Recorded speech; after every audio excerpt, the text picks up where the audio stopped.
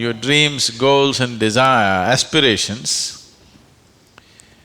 it's good that you spend little more time on it and see, will this really mean something to you even after 25 years, 50 years? If you're in your deathbed, will it still mean something to you? You must look at it.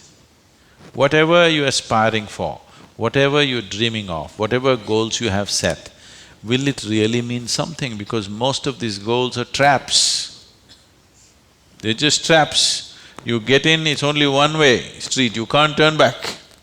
I want you to look at this because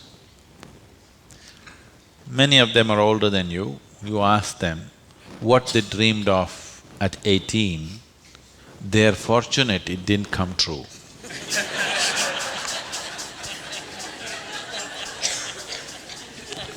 Yes or no?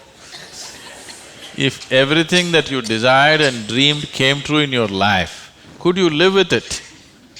Fortunately, many of those things got filtered and never came true, isn't it? So, it will be very good if anybody of your age, if they want to decide and fix the goals of their life, it'll be very good if they take a break from all influence that's around them. Social influences, family influences, other influences, withdraw somewhere, that's why an ashram. Withdraw somewhere, sit down, meditate, bring yourself to a certain level of clarity and joy. When you're very happy and clear, you must decide. Not in desperation, you set goals. Desperate goals that you set will mean a lot to you at that moment. Tomorrow morning you look, you don't know why you're tangled up with it. So, it'll be good. If you're fixing your life, it's best that you do it when you're very, very peaceful, happy and clear-headed, isn't it? Not influenced by anything around you, simply by yourself. Sit and decide what is it that you really want to become in your life, what is it that will be of enduring value for you, not for somebody else, for you. And you don't have to build a personality for that, you strive for that. The necessary persona will come. You must understand what a personality is. The word personality comes from the word persona. Persona means in Greek or in Latin, I'm sorry, is a mask. This is a mask that they used to use in old theaters. Now, the same people will be playing many roles. Let's say Ramayana is happening.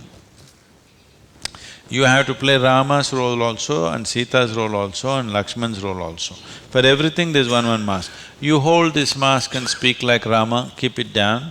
Hold this mask and speak like Sita, keep it down. Hold this and speak like Hanuman and keep it down. This is how the plays were done. So it is those masks which were referred to as persona. So personality means you held a mask and mask got stuck to your face, you couldn't pull it out. That means you have a personality. Personality is something that people are trying to develop because they have no sense of being. Instead of the real thing, you're trying to concretize the fake thing. If you are in touch with your being, why do you want a personality? It's not necessary. You can be a different kind of personality in different places. You are actually already. Or are you stuck with one personality? Some people are. People who are simplistic in their head have only one personality. Others have different personalities in different areas of life, isn't it? If you had seen me before like 1999, that is before the consecration of Dhyanalinga, I was a completely different kind of person, okay? To such an extent, everything about me was so different. Well before that things happened that was beyond me, but this was conscious. At that time I was single-minded towards a certain purpose, I was in a certain way. So after… I never thought I will live beyond that. but somehow things happened. Then I thought, okay, now that the work is over, let me change my personality completely. To fulfill that, I had acquired a certain kind of personality. And now that it's over, I thought, let me change it. And I told people around me, see, I'm going to change my personality. Don't be shocked, I'm still the same guy. They said, no problem, this. I said, just hang on, because things will change. Everything about me will change, the way I operate will change, the way I speak will change, the way I dress will change, the way I do, everything will change. They said, no problem, we know you, we love you with this. I said, that's okay, hang on tight, because when things change, people fall off. Lot of people fell off because they couldn't believe. Where is that person that they knew?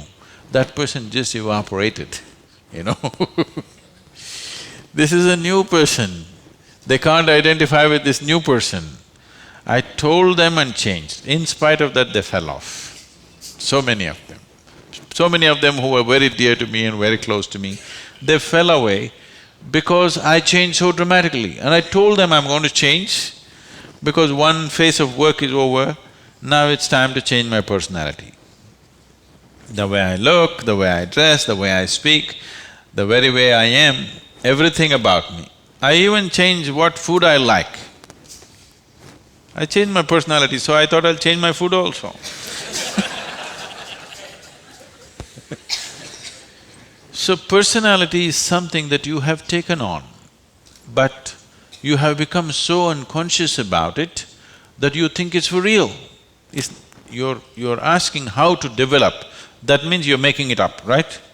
Another word for developing is making up, isn't it? You're making it up.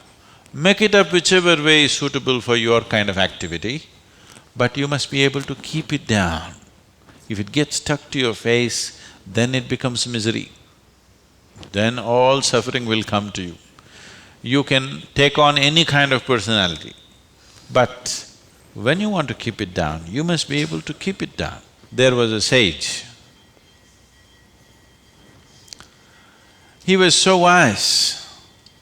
People went to him and crowds gathered. Then the king went to him and the king saw such a wise man should be in his court.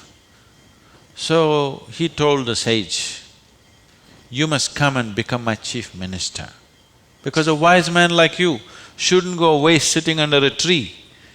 You must be useful for the people. The sage said, see, that's fine, but I have a condition. You must give me a room in your palace where I will spend every day 1 hour. You should never peep into that room, you should never ask me what it's about, you should never break into it, nothing. This room should be left unexplored by yourself, your servants, your secret agents and everybody. King thought, that's not a problem. What's the problem with me? You want your room, why do I want to look into your room? Take it. Then whenever any important meeting is to come, this man who's sage, now who's become a minister, so he's wearing appropriate clothes for the palace, but he goes in to this room and locks himself for 1 hour and comes out. A few months and years passed, but then after that, king's curiosity, it even got us to Mars. He wants to know what the hell is he doing inside. So rumor started all around, oh, he's doing something, he's got somebody inside, maybe he's an enemy agent, he suddenly landed here, what is he doing there, what is he doing there? Everybody, the whole palace started buzzing around with what is he doing in this room. Everybody wants to see what's in the room, but it's always locked, he goes in, spends time there and comes out. Especially when something important is to be done, he goes in. All kinds of rumors happened. So, One day, king couldn't hold it. King asked this man, "I want to see what's in that room." He said, "Well, there's a promise you've given me. If you break the promise, I will leave." So he contained it. He doesn't want to lose the man. He's too wise. And then his other courtiers started talking, "How can you allow this? We don't know what's happening inside. It could be dangerous, it could be this, it could be that." One day when he was not there, they broke open the door and went inside. They looked around, the room is empty, no furniture, no nothing, just empty room. They looked, nothing. Then what does he do here? Then in one corner they saw very, worn out clothing hanging there and a begging bowl. They went. They couldn't make out what this is. Then he came in. He said, "Well, you wanted to see, you have seen." The king asked, "What do you do here?" He said, "Whenever I want to make any important decision, I come here, wear my worn-out clothes and sit with a begging bowl, clearly, that I don't want to be caught up with all the things of the palace. I want my wisdom not to be lost in these clothes and in this jewelry and in this stuff. So I come here, wear those clothes, sit with my begging bowl, make the decisions and then come out. Now you've broken the promise," and he left. So, this is what meditation is for you. Every day when you sit, you strip yourself down. You don't have to do anything about it. If you sit there simply, see, anything that's made up needs constant support from you, isn't it? See, suppose you tell a lie. It needs constant support to keep it up, isn't it? But if something is true, you can even forget it, but it's still there, isn't it? You understand what I'm saying? If something is true, even if you forget it, it's still there, no problem. But if it's a lie, you have to keep it up. Your personality is a lie. Your being, your existence is the truth. You don't have to keep this up. This will be anywhere there. What you make up for the sake of the society, to function in the society, you need a certain kind of makeup. You must be able to keep it down. If you're going to bed fully made up, then something wrong with you.